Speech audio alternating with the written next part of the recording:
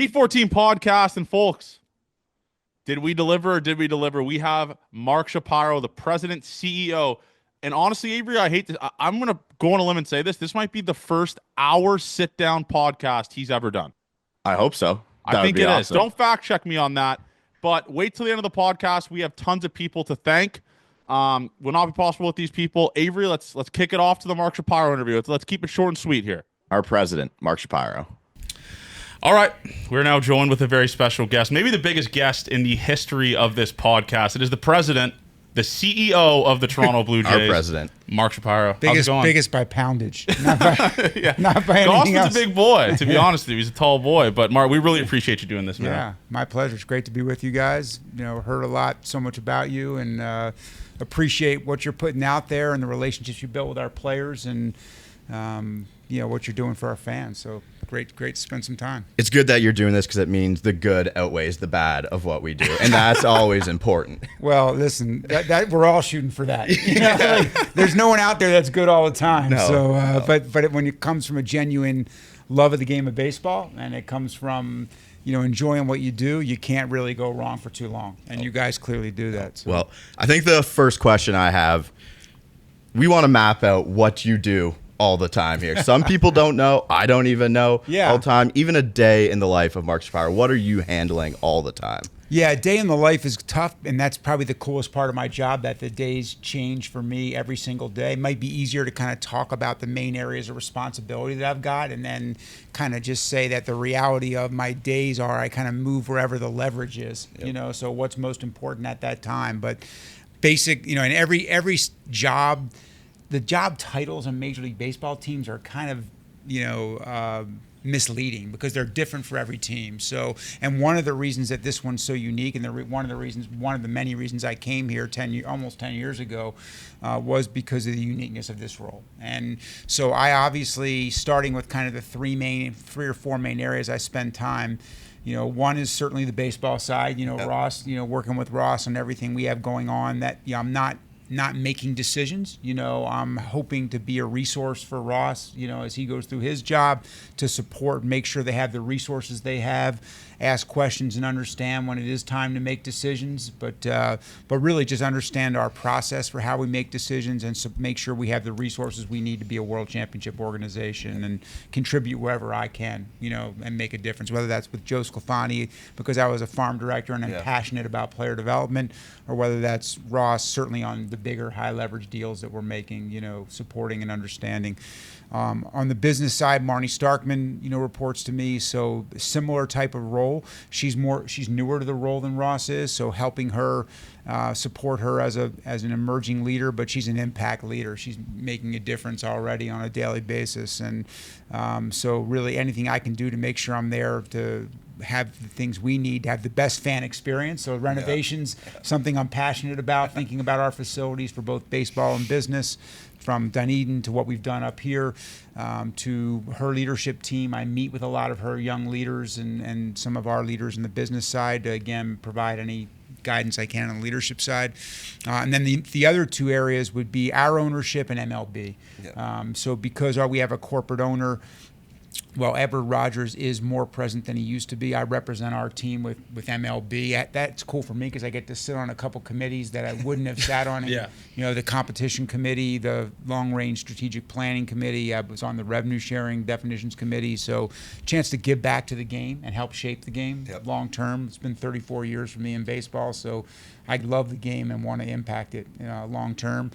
And then obviously with our owner, I am the main contact point here. So it's, both informing them, keeping them up to date, making sure that they're supportive of what we're doing, that they understand. It's a tough thing to understand, even for fans, but, making sure they understand how we're making decisions, what went into the decisions, because they're not all going to be right, just like you. Want to be right. I've made a lot of bad decisions. Want to be right more than we're wrong. So I think the more you can explain up front, the more you can understand the different outcomes that come up. And I'm going to warn you, there's going to be a lot of dumb questions. questions here because we're the dumb podcast. But well, I'm used to dumb questions. That's fair. So yeah, it's not going to be very different. Yeah. Credit to me for biting my tongue. I was going to chirp a reporter, but I did not. Credit to me. How do trades and like free agent signings work? Like if Ross is talking to a guy, will he bring that up to you and escalate that? And if a guy's interested, will he bring that up to you and escalate that? Like how does that work? Is there an approval process? It's not a formal approving process, I guess, and this is hard always, I think, for fans, and maybe I think fans and traditional media tend to want to just think there's one person, a puppeteer at the top, pulling strings and making decisions. And that's how it was 20 years ago. Like, it really was. 20 years ago, it was like one guy, and was always a guy, sitting in an office, kind of gathering information, alone, making a call. And that's really like kind of when I was a GM at the beginning. That's how it was, yeah. It has evolved while I was a GM and evolved since then because the baseball operation group is so big and there's so many sources of information. So it's now leading the decision-making process, right? So I'm looped in. I receive the updates as we go through both preparing to make decisions, preparing for the off season, preparing for a potential trade. I see all the interactions before the decisions is made. I've already received everything and been following it as it's gone along. If I have questions as it happens, I'm asking Ross the questions.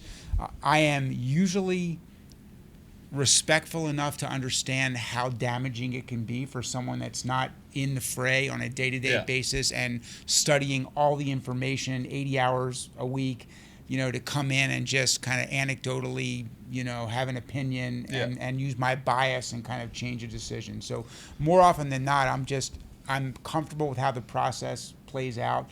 I'm supporting the decision and just want to understand how it was made. I'm more and more aware, that when one person thinks they're a super decision maker, that's just not just not a fact. There are none of those out there. That the information, the framework, the system's going to beat an individual every time. Fair. So you got your start in player development. You were talking about how I got my start picking up guys at the airport. You just didn't know I had a job. True. No that's one fair. did. That's first fair of all, enough. you were in probably elementary school, probably but might not have been born. But yeah, to be honest. I was picking up Sid Fernandez and David Wells at the airport and driving them in. I was also doing some cool stuff, but that's how I got my start. Just to be someone's clear. got to start somewhere. You didn't start at the top. Yeah. But player development, it has changed drastically. What are the best things, the best advances you've seen in player development from just in general, not even here in-house? I think the best thing is just how we treat the players now. That I listen, when I came in the mid 90s as a farm director, I was like priding myself that we were feeding the guys a little better.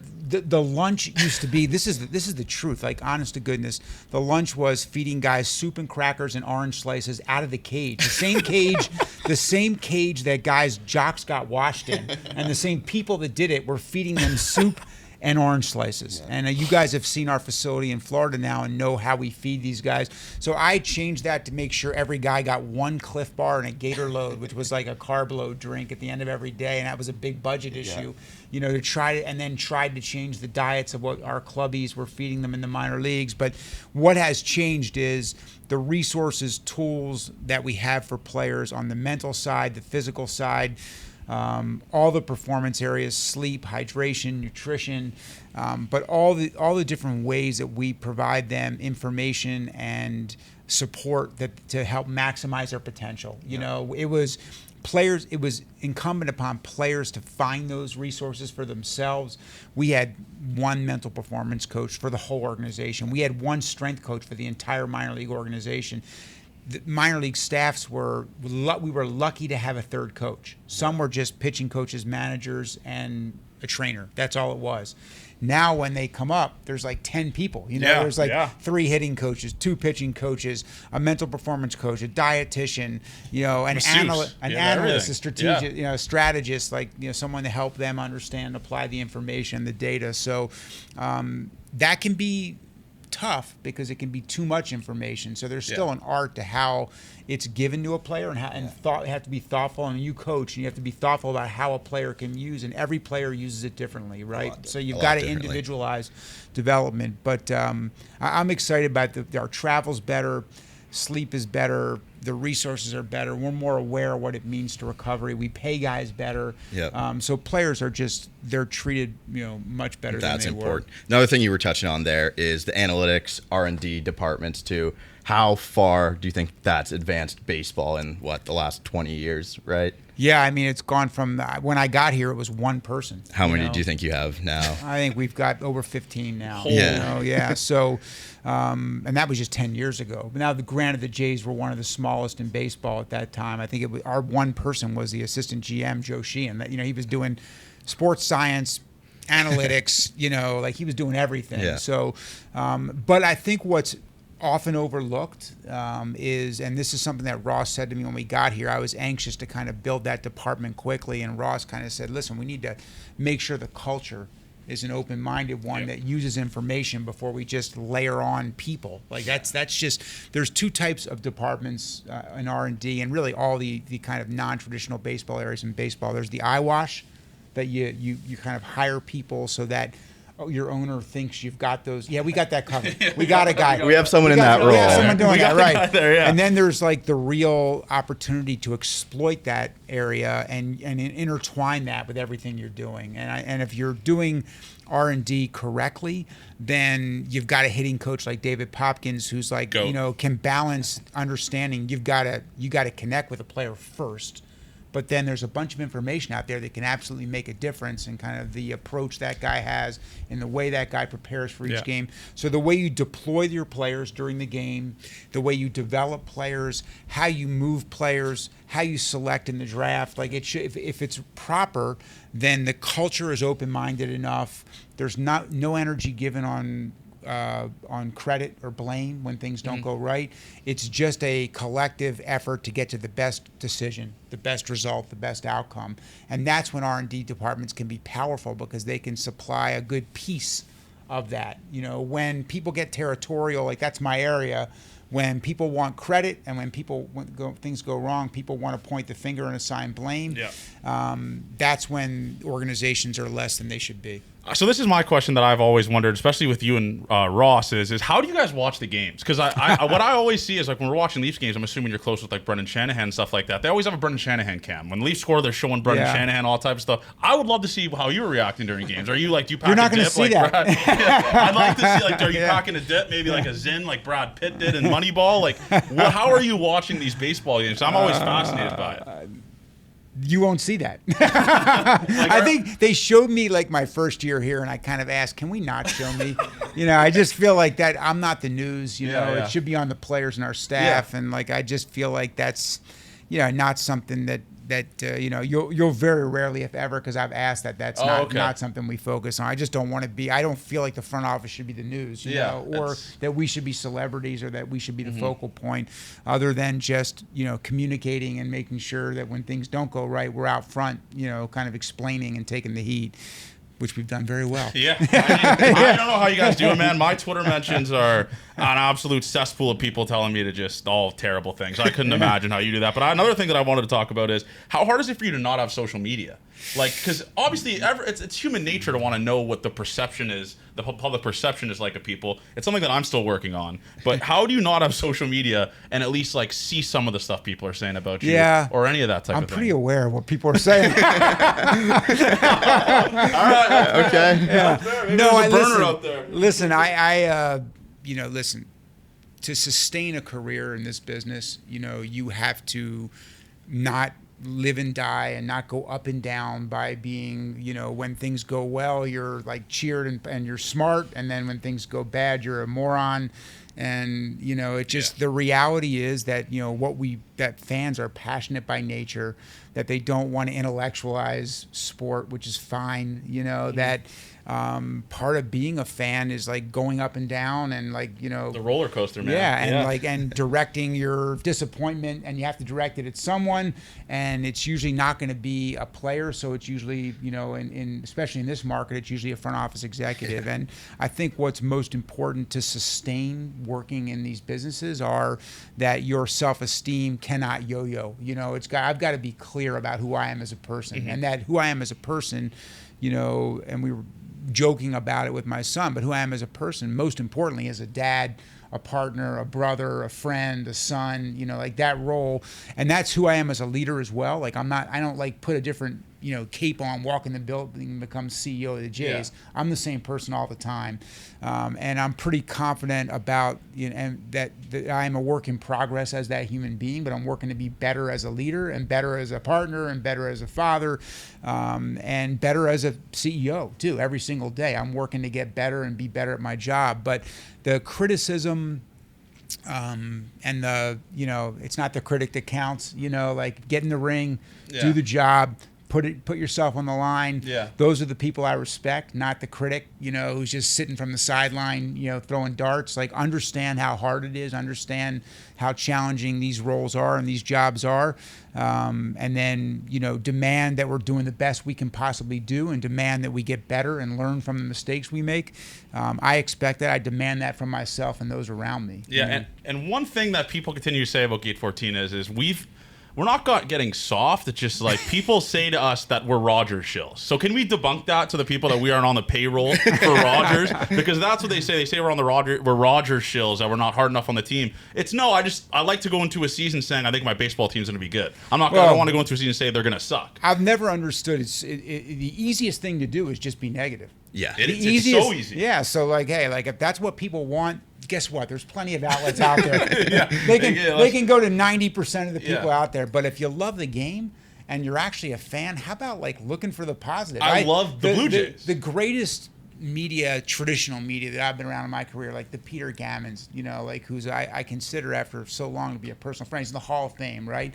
Peter looks for the positive story. He's not looking for the negative. He helped me find the Mason Fluharty story. Help me find the, David Schneider. The David Schneider. So goodness gracious, right? Like there's no better example. Like that's what I want to celebrate, because those are the things that are the celebration of human spirit, the things that are like, and ultimately being a fan is so much more fun when you're like not just living and dying by outcomes, but when you're literally pulling for guys. Yeah. And so I have found in my career, like I'm looking for guys I can pull for.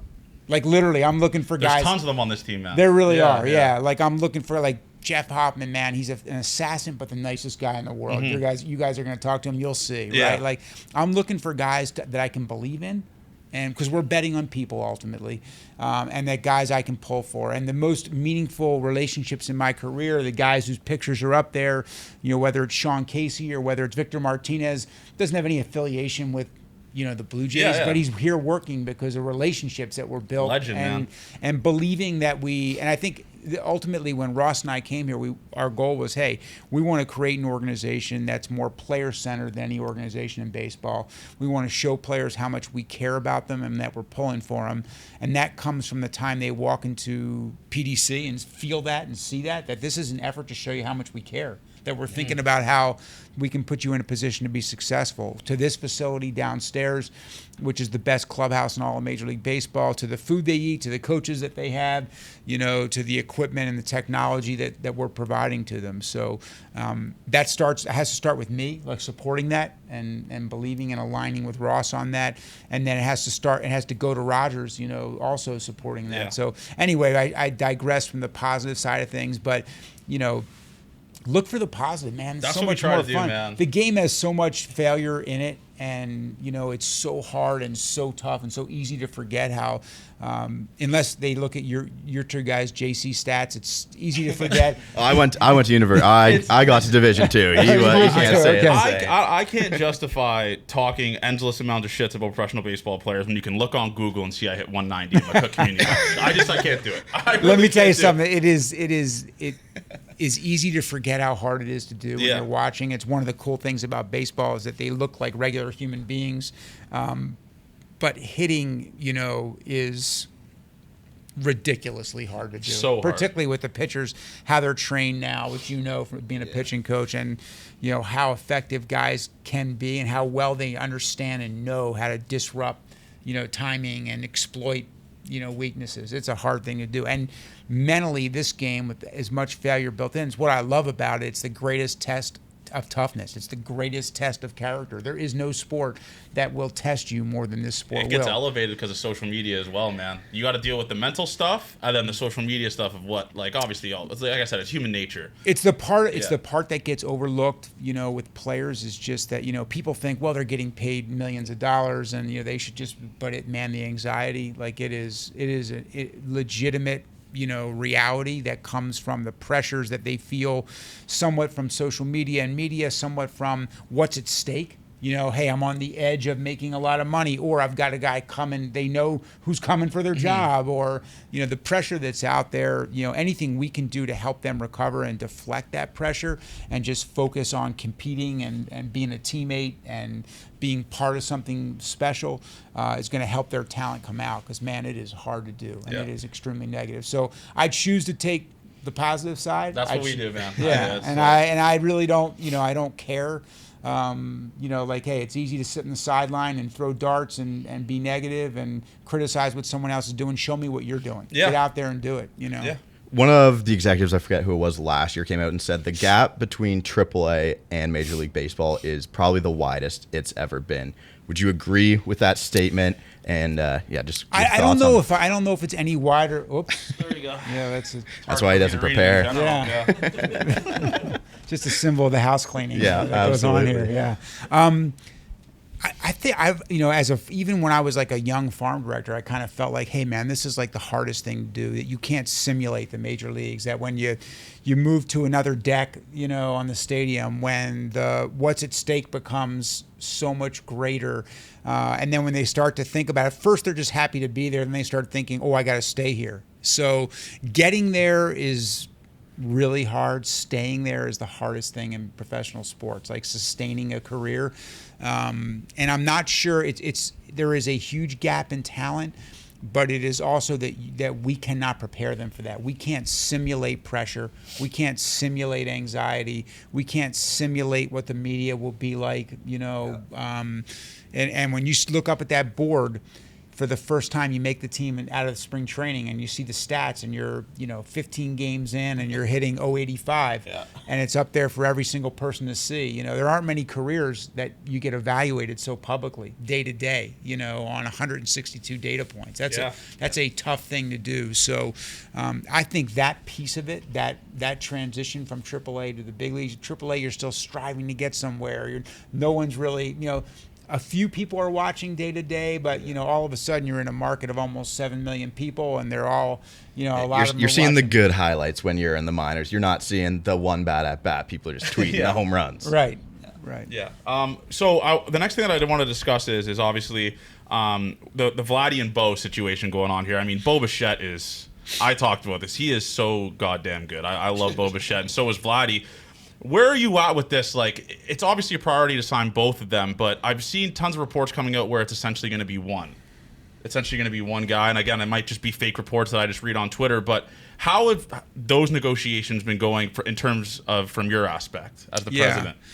So two things. One, we would never characterize that it's going to be one. Yeah. I mean, the goal is to win. Like that's it. It doesn't mean.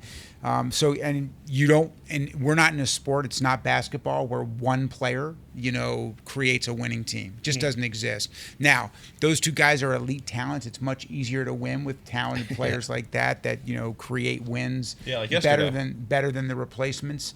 But there are different ways to win with different people. So, it's always a two-way relationship. And I guess that the final non-answer I'll give is this, which is really important. I know it's frustrating for fans. Yeah. I know it's frustrating for media that we don't, just say, this is what we're doing. We're going to sign this guy. We're going to do, but it is, and it's the most frustrating thing for my son, and for over the last 15 years, he's always like, why don't you just tell people, But he wants me to tell people that a player's not a good teammate, or that a guy's hurt, or there's we always can do that for you. Yeah, there's always an explanation for our decisions, but think about it, we can't really ever say. Well, you can't show it's not good for negotiations. Like I saw people were talking about why would they say that Vladdy isn't generational, but if Ross Atkins says Vladdy's generational, that price gets lifted. No, That's but just that's how not. business That's works. even a mischaracterization by one media person that other people we ran know, off. Like, yeah, I yeah. never said that. I said he's on his way to being a generational player, but you're not a generational player at 26 years old. That just doesn't exist. He'd be And the so best what player I of was all time. trying to say is that yes, he has assembled like a portfolio that says at the end of his career, if he stays healthy and sustains his level of play, those are big ifs for any player, not for Vladdy. It's not a comment on him that he will be the greatest position player to ever play. For the When Blue you Jays. said that quote, did you immediately go, "Oh my God, No, people not are at going to all. run away"? Because like it's one of my No, I biggest go to the pet peeves Hall on of Twitter. Fame. I go to the Hall of Fame every 2 or 3 years, and I look at the plaques. And when I look at the plaques, what I'm always blown away by is the bulk. Yeah. It's never like the great season, right? Like I don't know how like much, but like there was a player I had in Cleveland, Ellis Burks. I had him at the end of his career. If you go back and look at like Ellis's career, or you look at like Grady Sizemore career, Oh, the GOAT. like those guys would have been Hall of Fame players, but they got hurt, and their skills declined, and they ended up being like great major league players, but they didn't end up being close to generational or Hall of Fame players, right? So all I was saying was like, yeah, he's built a foundation at a very young age that says this guy has a chance to be a generational player, but you gotta respect what other guys have done for 15 years before you call a guy a generational player. That's all I was saying. It's a loose People term. want to tweet that. It's a loose term, and I'll be honest with you, I say generational with every player. I say Jeff Hoffman's generational. I just always say it. But I mean, yeah. But this gives me a longer format. Gives me a chance to explain that. I definitely feel he has a chance to be. I still feel like he's on his way to being easily that. on his way. And that's all I said that day. And I don't know why it was characterized. When I read that first, I was like, and it continues to be, blown out. But it's much more interesting to have a negative narrative. It's much more interesting to create. It's more clicks. To create like a dynamic where it's us against them, where I don't like someone. Hey man, I am pulling hard. I want the guy to be the greatest player on the planet. It makes You've been around for a long time. Like, too. Your job easier, that's right? like the biggest misnomer I think that agents try to create the union is that 99% of the time our efforts and our desires are 100% aligned with the players. We want the players to be the best they can humanly be. In fact, that's what we're spending like almost all of our energy on. Yeah. It's only during the contract time that we ever have a difference of opinion. And even then, Ross and I have said, I want to pay players more because that means they're better. So it's more just how do we build a team? That's when the challenge is, when you have a bunch of high-paid players. That's why you always have to be sure you're thinking about roster management. You've got Alan Roden, Will Wagner. You've got guys coming up that can give you depth and can give you alternatives and balance a roster. What are the best qualities in successful major league players, and why is it being sons of Hall of Famers?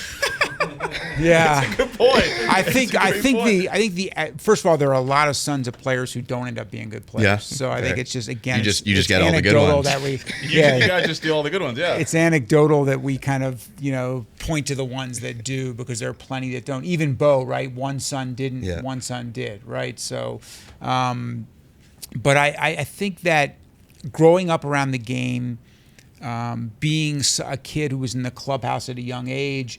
When you come to the big leagues, one of the most challenging dynamics, which is like being overwhelmed by the environment, not really knowing how to handle yourself, not really knowing what to expect, everything from how to deal with a trainer to the media. It's a little more just familiar. So you've just taken one of the biggest potential distractions, one of the biggest potential derailers, and you've said, okay, I got that. I was from the time I was 7 years old. I was in a clubhouse. I've seen what it's like.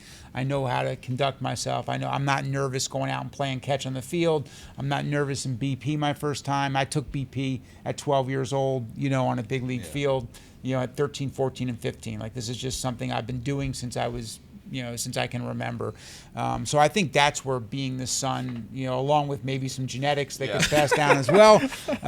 But that's where being the son of a major leaguer, a great major leaguer, is helpful. Are you guys weighing personality? Because I see this board here, ton of good stuff. How much do you weigh personality? Maybe not just because you. we're locker maybe room more, guys. We're good players. Maybe we're more of a locker room Ross guys. question, Yeah. but I'll ask it to you. How much do you guys weigh personality when trying to bring guys into a locker room and build a roster? Yeah, it's a great question. It's a big piece of betting on a player. We want to know the talent's there. We want to know the projection is there, from a purely objective standpoint. But we also need to know that player's going to be a good teammate, going to be able to be someone that contributes, and we're going to place a premium on a guy that makes other players better and focuses on that, and that wants to win, not just put up good personal numbers. So it's a balance. I think that one of the most important factors that doesn't get talked about in how you weight makeup and character and personality is how established a team is. If you're a young team, just kind of establishing what your values are, establishing what your culture is, you need to be really careful before you let somebody in who's not a great teammate and is a bad guy but super talented, because ultimately what you're doing is if that player is really talented and you're rewarding him with everyday at bats or regular innings, you're saying talent is more important than character, and you're making that statement to every single player on the team.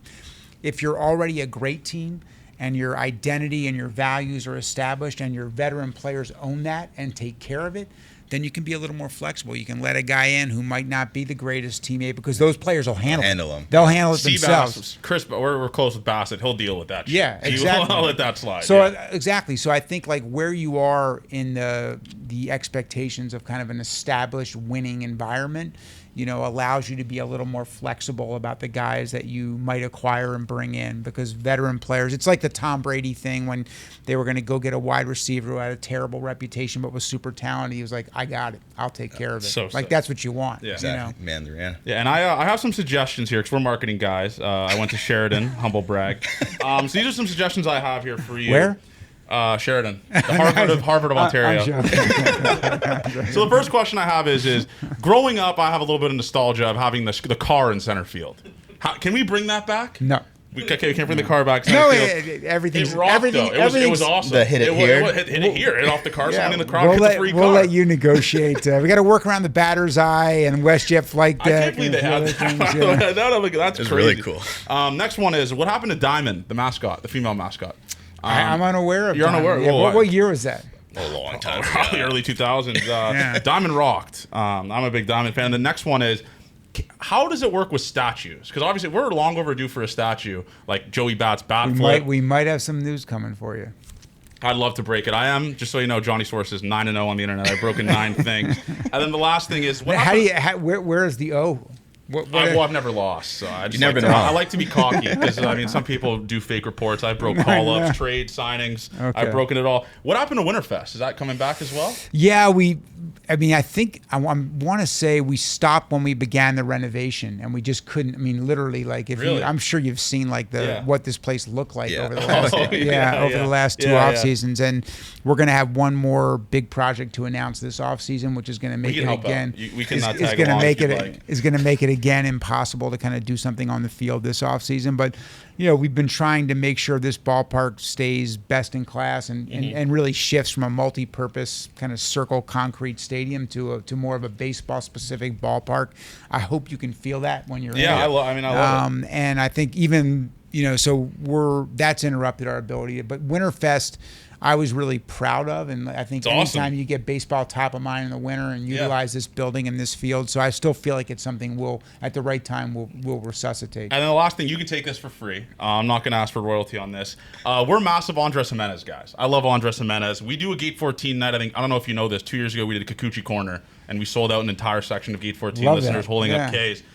8 Andres Jimenez night, and a section of the crowd is called Ground Zero, and it's just all Andres Jimenez fans. What are your thoughts on that? I'm a marketing guy. I love it. Do we have the green light to set that up? I'd love to set that up. We'll again, I'm not like we'll connect you with our marketing folks, and we can do the grassroots. Ground Zero. No one can take that, by the way, for listening to this podcast.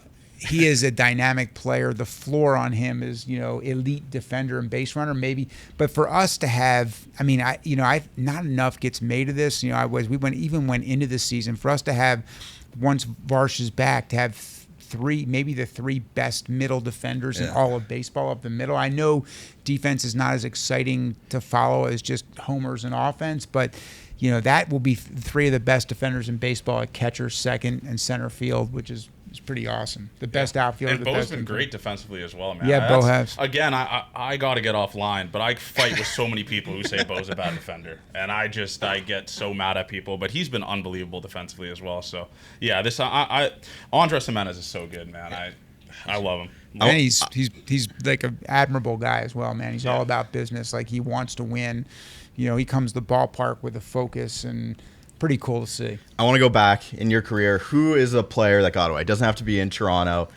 A transaction or a trade that you didn't get done that you look back, you're like, oh man, I really wish I had that one. Yeah, I mean, I think like the one that always it wasn't the same. It answers the question, but not the same way you're talking about. And I can give you plenty of guys on that side too, but.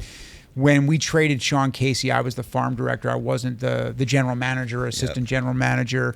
It was a good trade. We traded him for Dave Burba, who helped us win the AL that year. But I walked into John Hart's office, the GM, and I said, hey, like, my job is to slam the table. Like, when we have a guy that is special, and he reminded me of Kirby Puckett. Like, this guy makes the ultimate leadership in baseball. He makes coming to the ballpark every day better, whether you're the equipment guy, the trainer, the strength guy, or player, or a front office person. Like, that's like, to me, that's leadership in baseball, because this is, the lunch pail sport. It's every single day. It's not rah-rah speeches. It's just someone who lifts people, and over 162, when it's an absolute grind, can make you enjoy it better. And he's still that guy today. Like, you guys need that. He does a podcast, the mayor. Sean Casey does. Yeah. So you guys should have him on and reciprocate. He can have you on. I can help set that up. But he is, when we traded him, it was a chance. For me, it's a chance I get like a once in a generation player that has that ability to lift an entire organization, an entire team. And he ended up having that career 300 hitter. And I'll do the opposite. What's the transaction you're most proud of? Jimenez. The next one. Yeah, I mean, the Cologne trade, just from a sheer surplus value, has got to be like, it'd be hard not to say that, right? Because it was probably, I'm guessing, just by surplus value, one of the better trades in that era of baseball. So, and especially at that time, because I was like, my life was threatened. I was told not to go outside. Because, really? Oh yeah, because no one understood the value of prospects in year 2003. I'm aware you don't. But those prospects were Grady Sizemore, Cliff Lee, and Brandon Phillips. That all ended up. Are those guys any good? Ended up having pretty good careers. So, and part of what you point out in jest, but is true, is, if someone starts to stake an entire plan on a prospect, you need to be suspicious of that. So you got to have a bunch, numbers. It's why I felt that last year's trade deadline, like, hey, look, not where we want to be, Mm-hmm. But to acquire 13 players, the reality is, some are going to be better than we think. Some are going to be worse than we think. Some are just going to be what we think. But your best chance to get to improve a farm system, which you need to have like talent coming up, and you've seen that right away with Will Wagner making an impact here early. So probably the biggest surprise of the trade when you see the three people. Because he was like a throw-in essentially in that, not a throw-in, but he was every guy in a trade's important. Yeah. Like you're weighing value. You're looking at alternatives, but every guy in a trade's important. But yeah, he was a part of that deal. But yeah, like you never know, right? You never know exactly. That's the nature. That's why you are leery. But it's the right thing. It's why you're leery of prospects because and it's why we've traded a bunch. I've been heartbroken a lot before. So and we've traded a bunch. We traded for Jose Barrios. Like we've traded a bunch of prospects for Matt Chapman. Like those were good trades. Yeah. And one thing about Ross that gets criticized a lot, which is something that I strongly disagree with, is he really never loses trades. Like, when Ross brings a trade to your desk, do you just kind of, as the kids say, let Ross cook? Like, you're just like, all right, go ahead, Ross. Yeah, again, he's leading a baseball operations staff, but our Ross and our baseball ops staff, their major league player personnel decisions, free agency, there is no one who's perfect, but in balance, the collective portfolio of decisions they've made has been extremely impressive. Areas we need to get better in are the draft. We've had some turnover in that department. We've actually performed about to expectations, but you can't perform to expectations. You need to outperform expectations. Mm-hmm. So I think that's the area we're looking to improve. But he's led really exceptional work on trades and free agency. I always just say fleece when Ross Atkins makes a trade. I just always say we just fleeced another team. That's awesome. I'll go my last question here. Have you seen Moneyball, and what do you think of your character in the movie? My biggest reaction to Moneyball is, so here's the story, right? I'm a GM in Cleveland, a young GM. The PR guy comes, throws a movie script on my desk and says, "Hey, they're making this movie." I know Michael Lewis. I went to Princeton. He went to Princeton. He interviewed me for the book. He's like, will you read it and approve it? So I read over the script. I'm like, well, like it's not factual. Like, what do you want me to approve? I wasn't GM. Billy was never in my office. I recommended Paul DiPodesta to him, who's the character that Paul didn't let him use his name. He didn't steal him from us. The Rincon trade is a joke. Like we were dumping Rincon laughing as we were doing it because we had traded all those other guys already, and we were like, we have a situational lefty making 1.7, which is hilarious. But that was too much for us as a rebuilding team to pay, so we just need to move this contract. We were laughing as we did it, just looking at stat books. It wasn't Billy like engineering and fleecing us, but. So I was like, whatever, sure. Yeah, exactly. Of course. Little did I know that for, over 20 years, I would be answering every speech I give, I'd be answering the question. I've got Edward Rogers sending me memes of Reed Diamond, giving me a hard time about who's playing me. Hey, how come Brad Pitt play Billy Bean and you had Reed Diamond play you? I tried to look through his IMDb. It wasn't Brad Pitt. Hall of Fame. But he's had a nice career. He has had a nice career. And they knew he looked okay in a golf shirt, had a receding hairline, and wore khakis. That's all we got to do to replicate Shapiro. Just put him in a golf shirt, khakis, with a receding hairline. That's it. I got two more here. So one's a favor that I might kind of need your help on. But second last one here is. Well, wait. Let me interrupt first because I'm gonna do it. I'm gonna present you with a gift, which is like an unrequested favor. I see the back of this. Yeah. I see the back of this. So I'm aware that on a daily basis you've got some challenges starting your day properly. So since I'm aware of that, there's this famous speech out there, and a great leader, Admiral McCraven, that kind of you need to just Google that YouTube. But he also wrote a book. Make your bed. Make your bed. So yeah. So I want to make sure. I went on Amazon and bought that for you yesterday. Thank you. Just to try to maybe you can up your game a little bit if you start your day. If you start your day accomplishing something, it's an easy thing for you to accomplish to start your day with. I appreciate it. Maybe I'll read the audiobook. And it may help. It may help you with your love life as well. If someone knows that you've got. Mark Shapiro throwing shots. I found a wife, by the way. What's on the way?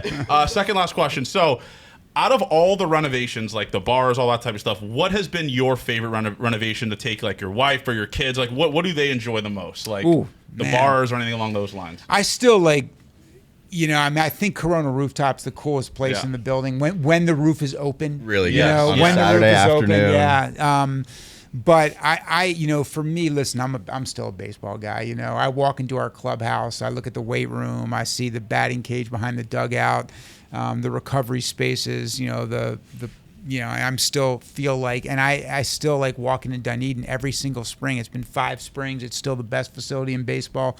I still, burst with pride at the effort, that so many people here put into giving our players the best possible place to train and recover. So the baseball spaces for me are a point of pride because they are so clearly better than every team in baseball and a potential competitive advantage for us. Yeah, I wish I had these facilities. I'm a cook. The last question that I have, this is a favor, Mark. Listen, you're our guy now. What do we have to do? That's all it took to be your guy? Yeah. Any of your time, we'll take it. Love or give any ounce of time. People say, again, we don't talk bad about the team, so they say that we're Roger Shills. Why? What do we got to do to throw to first pitch? Like, what do we have to do? I have been dying for this. I think we're big enough now. We have a big enough fan base where it would break the internet. How can we throw to first pitch? What do we got to do? Well, I will honestly tell you, I do not. I have no involvement in that decision. Not to say that I couldn't get involved in that decision. I would love you to get involved. To be honest with you.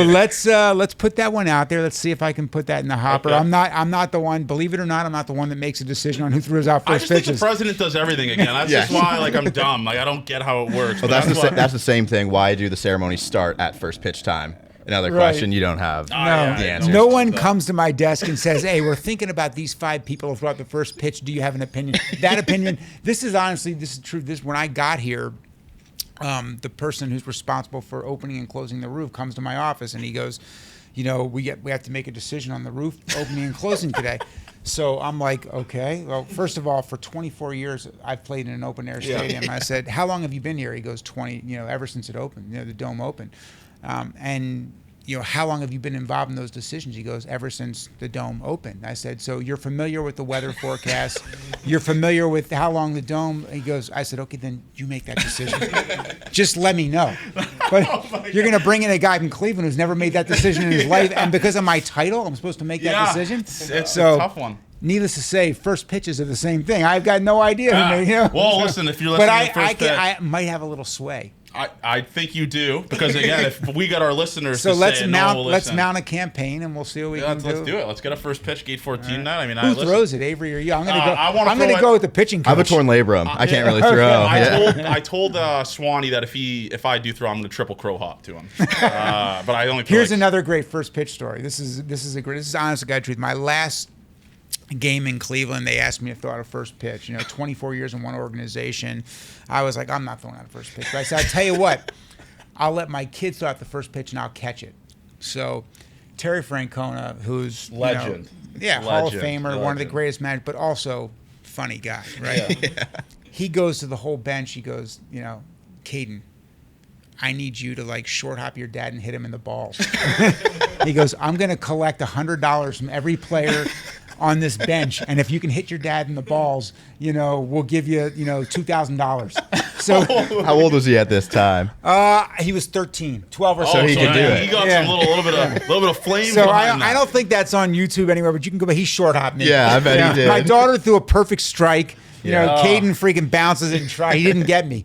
But yeah. Oh, that's so good. So Tito, classic Terry Francona. Tito, I have actually a funny Tito story. So I used to do another podcast, and I was talking to Josh Tomlin, and he told me a story where Josh Tomlin's he's the greatest, He's the man. He's the man. One of my all-time favorite guys. I got pretty close with him after the podcast stuff like that. He's retired now. Special guy, man. Yeah. And he told me a story where Tito Francona would prank his players by putting dip spit where their drinks were, and Josh Tomlin got Tito Francona back. So Tito Francona was about to do a mound visit. Josh Tomlin put a spitter beside Tito. And Tito drank it, walked to the mound, and came back and just ripped into Tomlin for getting him. And it just goes to show you, man, he's the man, Tito Francona. He is. He's a great guy and an impressive manager, really, like a force. I can't believe he's in Cincy now, too. He loves Ohio. He loves Ohio. I do, too. I love the Midwest, to be fair. Midwest. I love the Midwest. But, Avery, got anything left? No, nothing. Thank you, Mark, for your time. We could sit here for 10 hours. I could honestly talk to you for 10 hours. We'll do another one. Yeah, this will be the first. And we'll do it after the playoff race. After the World Series. After the World Series and extension, we'll do that. Just so you know, Mark, our listeners are kind of a cult. The first pitch thing, they will bully people into getting it done if it doesn't happen.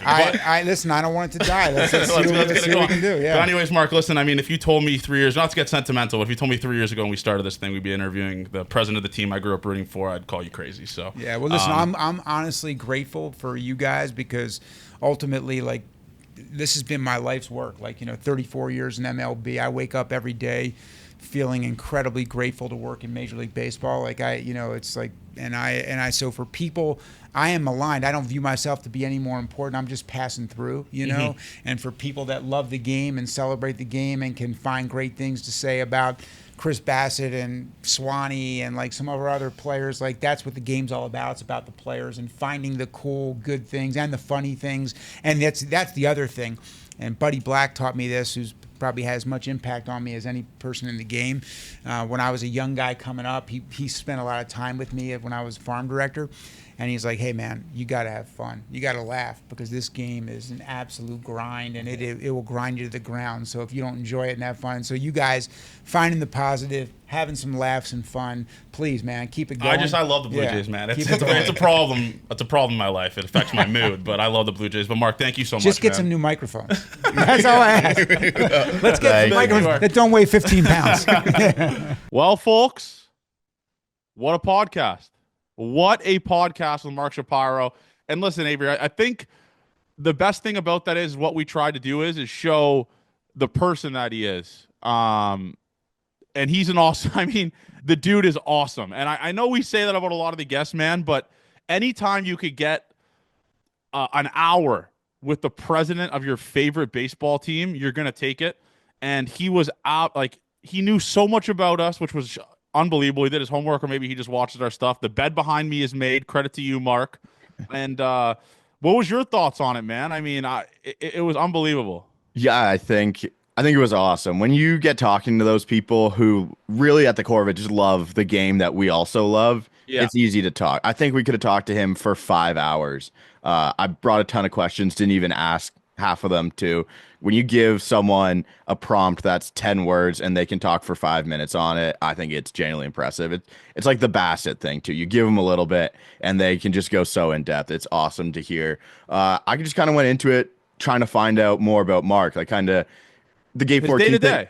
Yeah, the Gate 14 thing is like, let's see these people's personalities, see how they are as people, and I kind of wanted to do that with Mark too. So And it was awesome, man. When you get in there and you talk to him, you're just such a nice guy. Loves the and game, and I appreciate and that. one thing that's going to aggravate me, Avery, once obviously this is settled and it's been all done, is the Shill comments. I don't know The what Shill people. comments and the you weren't hard enough on him comment. If you've ever listened to this podcast before, When have we ever been hard on someone? When?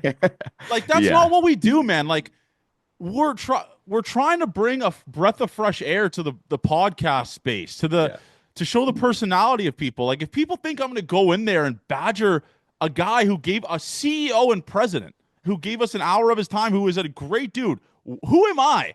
Who the fuck are we? yeah. Who are we? Like who am I in the right to just badger someone? Like, and first of all, he's been responsible for renovating the stadium. The stadium looks fucking awesome.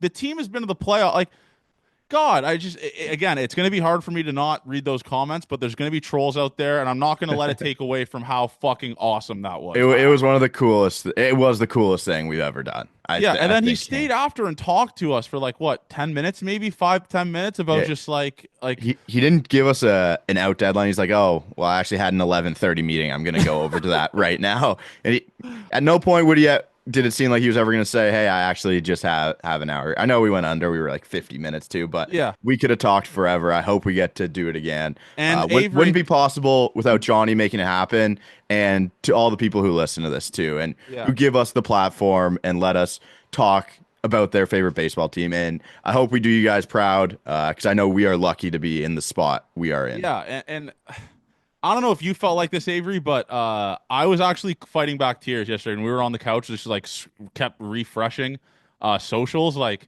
the amount of endless outpouring of support, man. Like that tweet has 200K views. The TikTok has like 25K. Like it's crazy, man. If I would have told you this when we were in my car driving to the Rogers Center, First day we ever met, wiping the fucking frost off my windshield, you would call me an absolute idiot. And Avery, do we have a statement from you about the first pitch, please? Can we get a statement from you out of that for the people? Because you doubted me. if Johnny puts his mind to something, there's no reason I should ever try and doubt it. It hasn't happened yet, but it seems like a good spot. I also want to thank Mike, who filmed, Judah, who was there as well, and I guess I'll thank Curtis. It's good to have Curtis around. But Curtis is like my comfort. He's like my comfort dog. It's like I need him around to emotional feel support dog. Yeah, he's an emotional support dog. But I want to thank some people, obviously, as we go into it. Gail, who is a higher up at the Rogers Center with the Blue Jays, who deals with Mark's stuff and all that type of stuff. I got connected through her via this person, Caden Shapiro, an absolute legend. That's how it started. I sent a shot out of a cannon. Shot in the dark to Caden Shapiro, and I said, what do we got to do to get Mark on the pod? He said, give me a second. Called him, told him to go on gate 14, or I guess asked him. He doesn't tell him to do anything, but then Mark responded to my email within 2 hours and said, yeah, let's do it, boys, and connected me. And then the last person I want to thank is Andrea. Andrea is absolutely awesome. She's been with the team for a long time. She is a great person, and she's followed Gate 14 on Twitter for a decent amount of time. So shout out Andrea. And Avery, should we give the little background story on the Dome from Home stuff? The Dome from Home stuff and the Mark assistant thing are two funny stories that came at the end of it. We get in there right away. So we had met, I forget her name. I'm so bad with names first time I meet people, but the person who kind of came up from Dome from Home, we had met her husband on the flight from Florida. Yes. I mean, just awesome people. But at some point, and I was fine to say that we did say this, we called for her job. We said she should be fired. We we said that person should be fired. And I said, it's because the team lost all the games. I'm sorry for calling for your job. But all the executives who were kind of in Mark's office, they call it dome from home They too. just they just call it dome from home now, which rocks. Like, because I said it because I fuck up a lot of things. I just said it out of my dumb brain, and now it's just called dome from home now in the front office, which is hilarious. And then the assistant thing, I don't know if the OG Gate 14 listeners remember this, but a couple years ago, Mark Shapiro, I was in the Corona flight or Corona lounge. Mark Shapiro came up to me, shook my hand with a woman who, again, I tweeted was his assistant. I didn't know. I don't know people in the front office. She came up to me and goes, "You actually 2 years ago said I was an assistant." And then we look up what she is. I believe she is the VP of Business Operations. Yeah. For the Toronto Blue Jays. So I want to apologize to her for that because she is a very, very high up individual in the Toronto Blue Jays front office. So just a surreal day, and the vlog's gonna be awesome. Judah got the entire kind of thing, like how be driving to Toronto, us walking in there, getting in there. Yimi Garcia was in the elevator, and hand up, I did say there's 100 floors in the Rogers Center. Credit to me for coming out and saying that was incorrect. But yeah, just so many people to thank for this. And again, Gail, Andrea, Caden, obviously Mark for giving us his time was unbelievable. Now the sky's the limit now, man, with guests. Jeff Hoffman still hasn't answered my text, but I'm assuming he will be on hopefully next week or the week after. So great stuff. Truly great stuff. Yeah, it was an awesome day. And again, thankful for everyone involved and the people who listen and help make this possible. Yeah, and hopefully by the time you're hearing this, the Jays won the series against the Mets. So we can body bag Giraffe Neck Mark. That's kind of where I'm at with that. This is now this is a revenge series, unfortunately for that. So thank you guys. We will talk to you guys. Probably do a live stream on Monday, I'm assuming. Yeah, I mean, it's a division. Boston game one for sure. Yeah, it's a division series. So we'll talk to you guys on Monday on the live stream. Thank you guys again. Hopefully we made you guys proud with the podcast, like Avery said in that interview, and you got to kind of take a look behind the curtain with Mark Shapiro, and hopefully we get that first pitch. I think it's going to happen. They've mentioned it multiple times to us, even when we were leaving. I don't know how it got there so fast that people in the front office were mentioning it to us while we were leaving, but we love you guys, man. Gate 14 forever. Let's have ourselves a week, and you are a part of history if you listen to this podcast. Love you guys.